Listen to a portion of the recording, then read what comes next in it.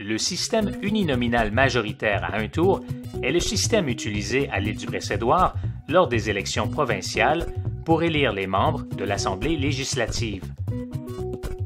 Dans le système uninominal majoritaire à un tour, le candidat qui a obtenu le plus de votes est élu.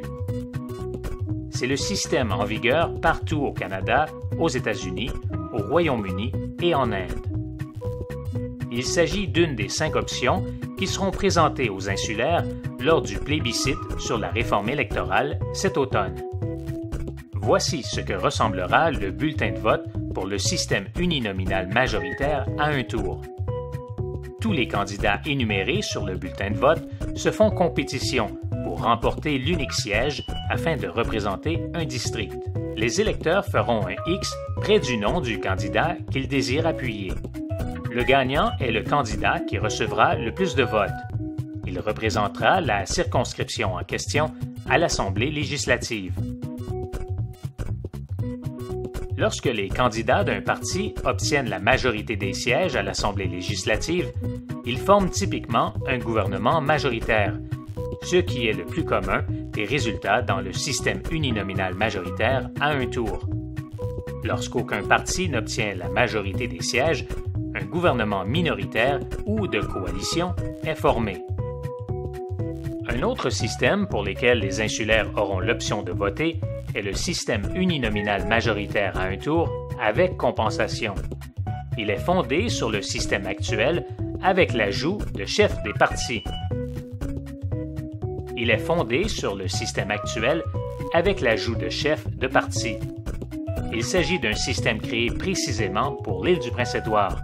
Il n'est pas utilisé ailleurs dans le monde. Le chef de n'importe quel parti politique dont les candidats reçoivent plus de 10% du total des votes à l'échelle de la province obtiendra automatiquement un siège à l'Assemblée législative. Ce système donnera une représentation supplémentaire aux partis qui ont reçu un appui important à l'échelle de la province. Les insulaires utiliseront le même bulletin de vote comme celui utilisé pour le système uninominal majoritaire à un tour pour élire les candidats de chaque circonscription. Les chefs ne se présenteront pas dans une circonscription. Le nombre total de sièges à l'Assemblée législative variera en fonction du nombre de chefs élus.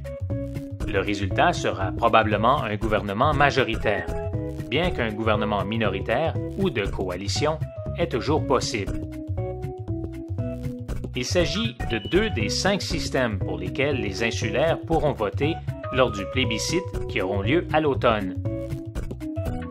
Vous pouvez vous renseigner au sujet des autres options en cliquant sur le nom des systèmes ci-dessous.